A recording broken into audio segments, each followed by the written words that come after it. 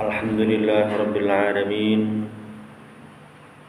Alhamdulillah Al-Fatahil Alim alladhi arsyada man istafahu min ibadihi bit-ta'allumi wa ta'lim wa ja'ala al-ilma sababan najati wal fawzi bi-zulfa 'inda al-Malik al-'azim. Wassalatu wassalamu ala man arsalahu Allahu hadan ila siratal mustaqim wa ala alihi wa sahbihi al-faizin min suhbatihi wa tiba'ihi bil khuludi fi daril baqa'i wan na'im. Alhamdulillah, di malam hari ini kita kembali melanjutkan kajian kita bersama kitab Al-Kabair karangan Al-Imam Az-Zahabi di dosa besar yang keempat, Al-Kabiratul Rabi'ah, tarkus shalah. Qala ta'ala fa khalafa min ba'dihim khalfun adha'us salata wattaba'us syahawat fasawfa yalqawna ghayya illa man taba wa amana wa 'amila shalihan. Dosa besar yang keempat menurut Imam Az-Zahabi adalah tarkus shalah. Nah, yang nomor 1, nomor 2 ini nomor 1 ini berhubungan dengan keimanan, nomor 2 ini berhubungan dengan kriminal, nomor 3 sihir itu berhubungan dengan keimanan juga. Lalu yang keempat ini berhubungan dengan rukun iman yaitu tarkus shalah, meninggalkan sholat. Nah, meninggalkan sholat ini atau sholat ini masuk dalam rukun Islam. Nah, dan pembahasan sholat ini dibahas ilmu yang bernama fikih. Dosa, wajib, haram, sunnah, makruh.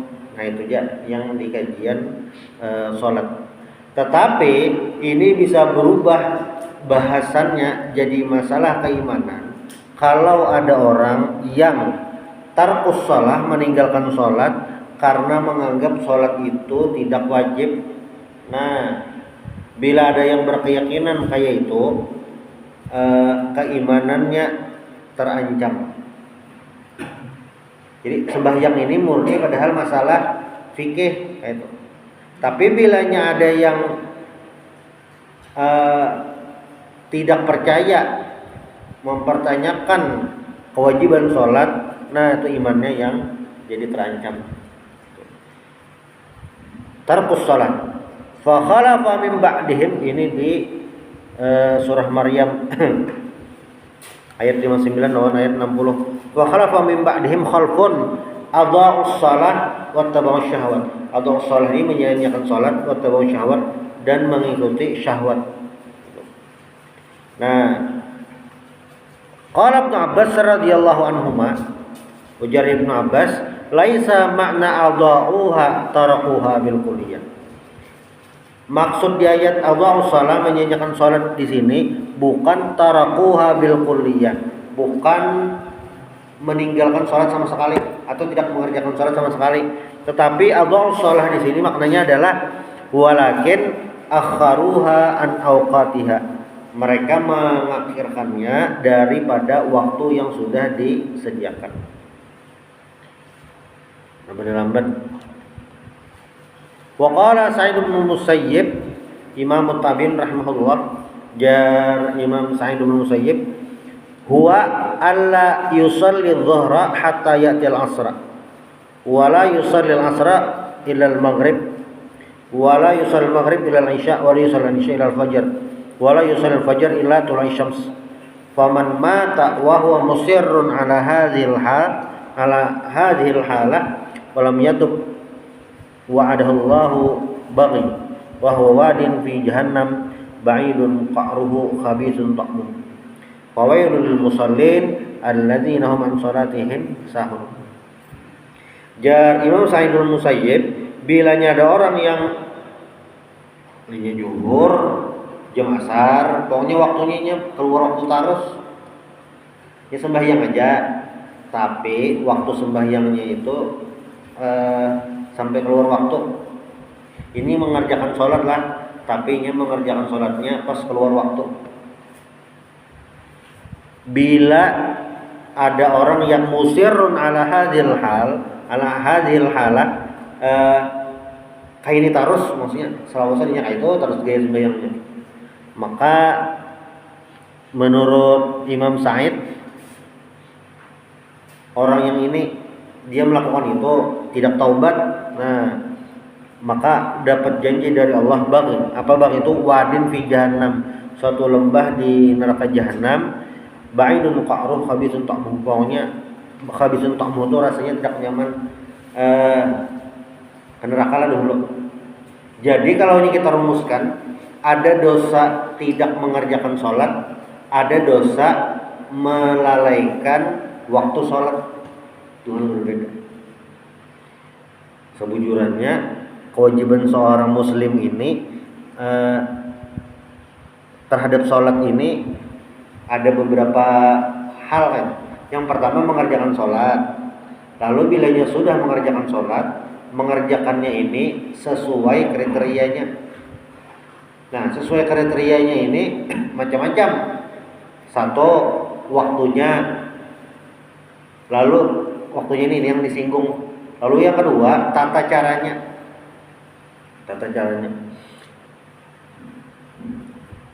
Ada orang yang rajin aja sembahyang atau, tapi tata caranya salah, sebujurannya itu salah. Apa salahnya? Misalnya sembahyangnya ada tumak ninah. Tumak ninah ini apa ngaranya nih? Kadang ada kerasaan, kadang tahu kita. Kecuali kita merekam seorang atau melihat di CCTV. Namun banyak sembahyang seorang aja, kada sadar tuh bahwa gerakan sholatnya itu kada tumak ninah. Ini sembahyang fardu maupun sembahyang sunnah. Tumak ninah itu kan rukun nih. Jadi misalnya rukuk ma'at tumak ninah, rukuk bersama tumak ninah. Bila rukuknya kada tumak ninah, qul huwallahu alam yaqul lahu kufuwan ahad, Allahu akbar, nah Allahu akbar, sami Allahu liman hamidah, kada tumak ninah, berarti rukuknya kada sah. Bilanya rukuknya kada sah, ini salah satu rukun sholat, berarti sholatnya kada sah. Nah itu rumusannya kenapa jadi yang rukun ini harus selesai. Sederhana bang nih, tapi masih banyak yang salah itu. Ada orang ulunnya hati jamaah pas sudah tuntung, si dia hanya datang ke masjid sembahyang isya, kayaknya isi 2 menit tuntung dah. Dasar laju, rukuknya tuh laju benar, rukuk sujudnya laju benar itu. Kelajuan, nah ini ya bisa ada sadar tadi. Bisa jadi tata cara sholat tahu aja, tapi tumaninahnya ketinggalan. Nah, ini yang sebujurannya sederhana bang tuh. Tapi jangan aja mensurvei, ini lumayan bang banyak. Nang ada sembahyang banyak dah. Yang ada survei terbaru ketinggalan tahun 2024 tadi. Ada adingu tuh lembaganya survei, mungkin orangnya menyurvei itu dari Masjid atau Langgar bang. Umat Islam yang sholat di Indonesia ini kurang dari 50%, kada 100%, jika 100% sembahyang pasti hibak terus musola Langgar kayak Senin Jumat itu turunan beratan kok, pasti hibak itu dah, itu penting. Tapi di rumah jar, ya mungkin namun di rumah. Lalu yang kedua, dari 50%, kurang dari 50% tadi, yang belajar sembahyang berapa persen? Itu kan hitung-hitungannya. Nah, gitu. Jadi satu, kalau meninggalkan sholat ini, dah habis deh kisahnya. Cuma kalau tarkus sholat ini termasuk kabair, dosa besar. Bagaimana cara menebusnya? Sangat mudah, tinggal dibayari. Nah, saja. Kadang-kadang tinggal dibayari. Karena tidak sholat ini bukan dosa terhadap makhluk atau orang lain yang perlu minta maaf. Ada tertinggal sembahyang, misalnya ada sebulan sembahyang ada karuan, bahan sembahyang mana ada. Bulan yang kedua sadar tobat tinggal bayarin, nah udah habis gitu aja. Itu cara tobatnya, cara tobat. Kalau yang disinggung oleh Imam Sa'id bin Musayyib ini yang belalang betarus, nah ini berarti ada tobat-tobat. Bilanya tiba waktu sembahyang santai aja. Kayaknya pas habis waktu orang para azan sembahyang berikutnya hanya sembahyang naik. Nah, ini jangan disamakan dengan orang yang melambatkan sholat tapi masih dalam waktunya, itu lain. Misalnya azan zuhur, pas azan zuhur masih santai aja orangnya, santai aja. Kita sembayangan makan dulu aja, makan. Tuntung orang sembayangan, tuntung makan juga gitu. Hanya sembahyang zuhur ini termasuk lalai di sinilah kada. Kenapa? Karena masih dalam waktunya. Bahwa rugilah orangnya, rugi karena satu kada di awal waktu. Lalu yang kedua, biasanya bilanya lewat awal waktu ini ketinggalan sembahyang berjamaah. Nah di sini. Ini dua hal berbeda lah. Jadi ada kriteria ideal, ada yang ini sudah memenuhi standar minimal. Karena kalau disamakan orang sembahyang zuhur jam 2, nah itu masih dalam waktunya tuh. Jangan fawailul musallin nanti pakai ayatnya. Nih jenna melalakan sholat nih, itu teh azan nyaring benar maka ada mendengarkan nah. Secara fikih ini belum keluar waktu, jadi kada berdosanya. Rugi ya, rugi kada dapat pahala di awal waktu, rugi kada sempat sembahyang berjamaah yang rombongan di masjid atau dilanggar. Kecuali memang di masjidnya ditunda, sembah zuhur jam 1, memang di situ sembahyang zuhurnya jam 1, nah bisa kayak itu. Fawailul lil musallin alladzina hum an salatihim sahun. Nah, yang di surah Al-Maun, fawailul lil musallin, celaka bagi orang yang salat. Ini kayak apa jar? Alladzina hum an salatihim sahun, yang mana mereka salatnya ini sahun. Sahun di sini adalah ghafilun anha mutahawinun biha.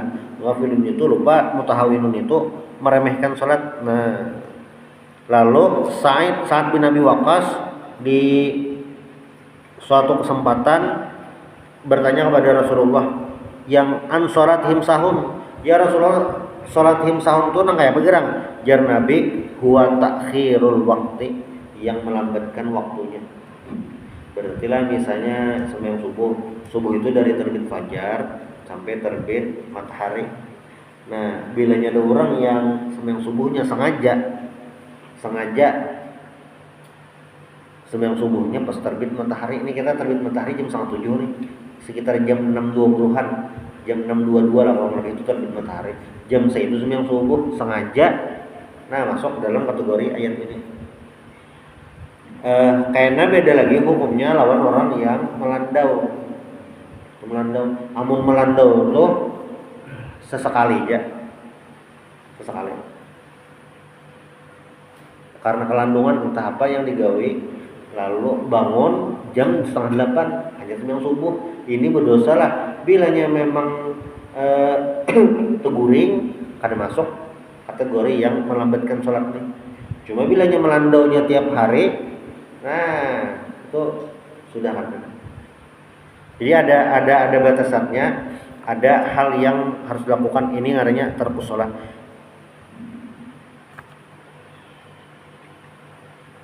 Takhir, jadi maksud takhirus shalah itu adalah takhirus shalah waqtiha, samahum musallin lakinnahum lamma tahawanu biha wa akharuha an waqtiha.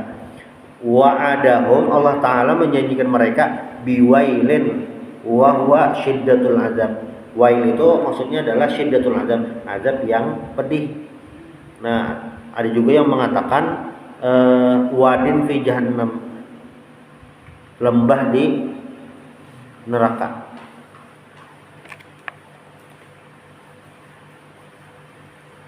Di ayat lain, ya ayyuhalladzina amanu la tulhikum amwalukum wala auladukum an dzikrillah wa may yaf'al dzalika fa ulaika humul khasirun. Qal mufassirun al muradu bi dzikrillah fi hadhil ayah as-salawatul khams. Nah, di ayat 9 surah Al-Munafiqun, ya ayyuhalladzina amanu la tulhikum amwalukum wala auladukum an dzikrillah. Nah, dzikrillah di sini maksudnya adalah salat 5 waktu.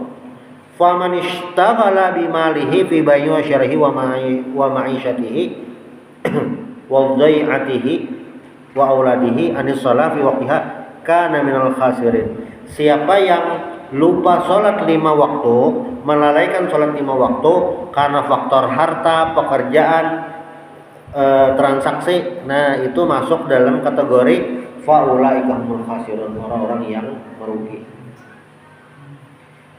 Jadi misalnya lah, makanya batasannya tuh harus tahu. Jadi misalnya ada orang nih siang malam begawi aja, pastilah lalai, kada pasti.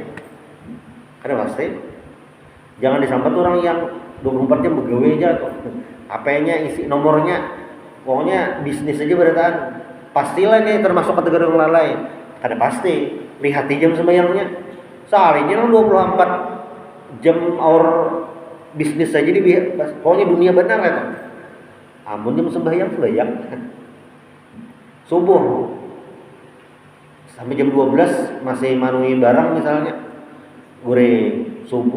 jam subuh sembahyang tuntung nang subuh begawi pulang karena pas juhur sembahyang itu. Ini kan adalah lalai untuk urusan sholat. Memang waktunya dalam seharian itu tersita dalam misalnya urusan dunia misalnya, atau tapi kada awal dipadakan ini melalaikan sholat, sudah mengerjakan kewajiban. Nah, makanya ketika belajar itu dari dasar itu supaya kita tahu yang hal minimal dilakukan seorang muslim itu apa. Jadi kan dasar itu adalah rukun iman yang 6, rukun Islam yang 5. Dari rukun Islam yang 5 itu syahadat ini sekali aja paling. Lalu yang kedua sholatnya setiap hari, puasa setahun sekali, zakat setahun sekali. Zakat ini juga orang-orang tertentu, haji apalagi. Berarti yang perlu diperhatikan nomor 1 adalah sholat. Nah itu yang setiap hari seorang muslim harus memperhatikan. Bilanya seorang muslim itu dalam sehari sudah memperhatikan sholat, paling kada kewajiban dalam sehari itu sudah tertunaikan. Kadang kali emang sebujurannya sembahyang itu subuh 2 rakaat 3 menit untung cukup jepang tuh maninahnya 4 menit tuh. Isya paling lawas 10 menit tertunaikan jalan. Nah itu aja sumat ya. Berarti dalam sejam itu paling sejam sehari semalam untuk sembahyang. Nah di total misalnya sekali sembahyang 10 menit 50 menit aja. Jadi bilangnya ada orang sudah menyisihkan waktu 50 menit sholat wajib sesuai waktunya, sudah menunaikan kriteria minimal. Itu sudah ada. Kadang alih kemujurannya. Yang alih ini dasar ada penyembahyangnya awal. Nah lalu alih sedikit lagi.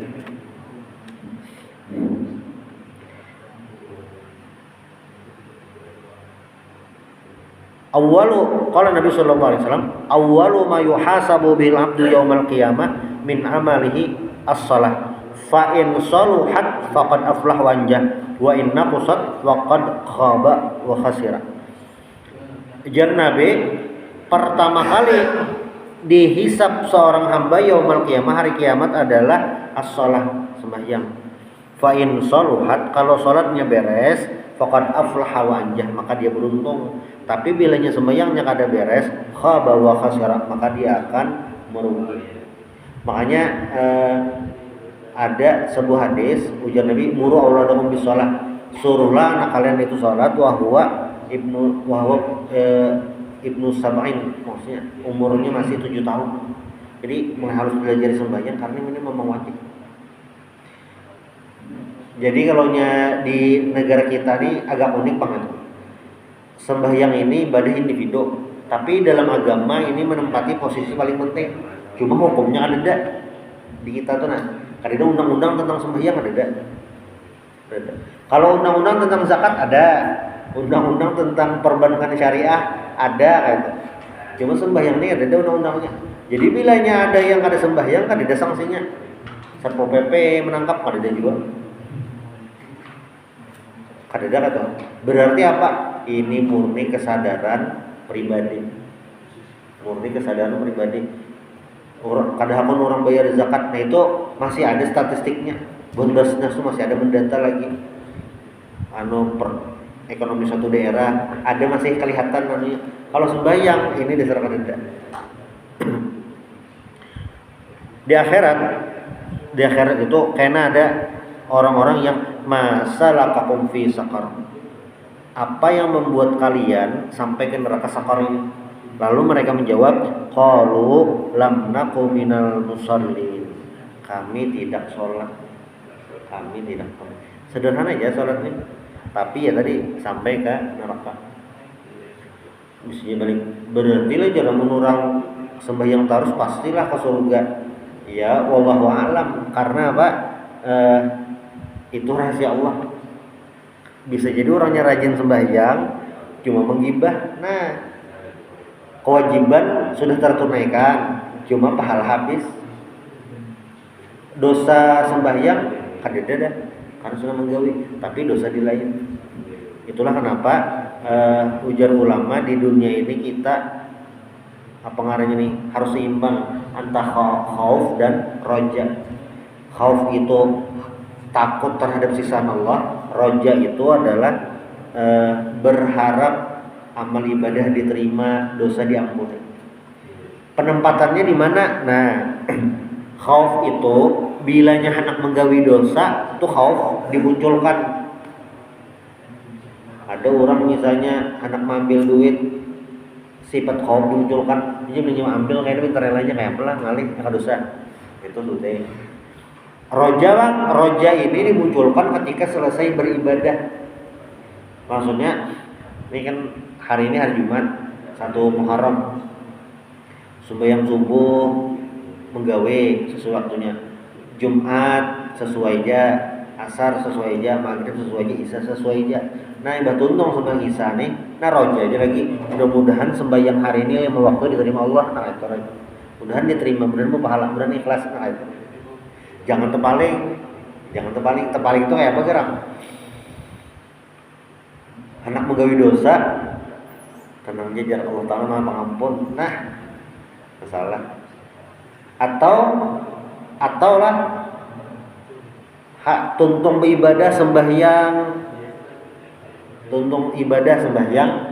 sifat khauf yang dimunculkan. Nah itu ya nang orang takutan terus hanya tuntung sembahyang nih. Jujur kan sembahyang lah kayak apa mau masuk neraka aja. Nah itu salah tuh. Jadi kayak ke neraka harus kada, jadi harus seimbang. Bila menggawi dosa khauf, bilanya tuntung menggawi ibadah roja, mudahan diterima. Nah. Di hadis lain, qala Nabi sallallahu alaihi wasallam, ini diriwayatkan oleh Imam At-Tirmizi, al-ahdul ladzi bainana wa bainahum as-shalah. Perbedaan antara kita dengan mereka adalah salat. Faman tarakaha faqad kafar. Siapa yang meninggalkan salat itu kafir. Nah, cuma maksud kafir di sini kada otomatis. Maksud kada otomatis apa? Apabila ada orang yang berkeyakinan sembahyang itu kada wajib, nah itu hanya masuk kategori tadi imannya terancam. Kira-kira sampai di sini. Insyaallah sambung lagi di pertemuan berikutnya. Langsung tahlil lah.